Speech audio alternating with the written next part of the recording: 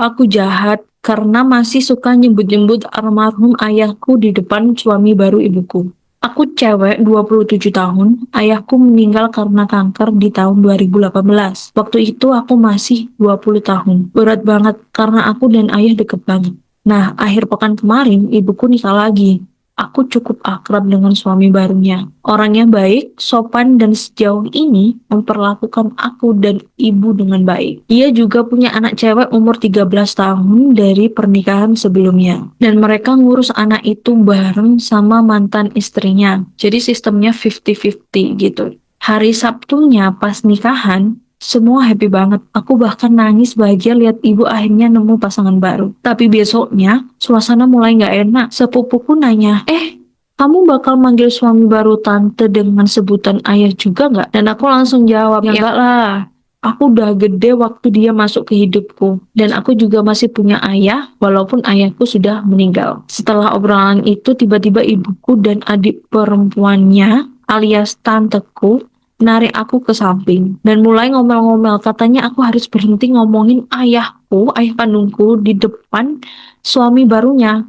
Soalnya katanya suaminya cemburu.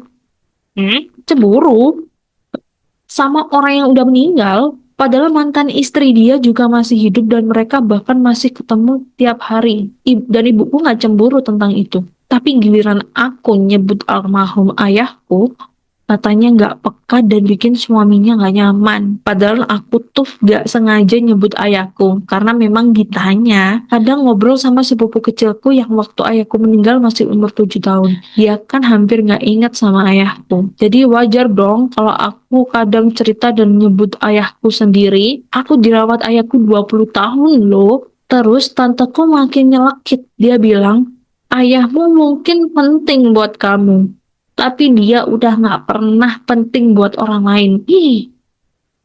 Kamu harus belajar ngelepasin dan move on. Jangan terus bawa-bawa nama dia. Karena semua orang juga punya hal penting dalam hidupnya.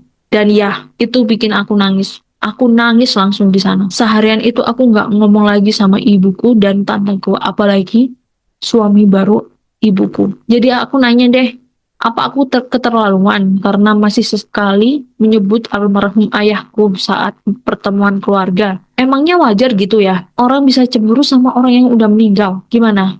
Apa menurut kalian aku salah?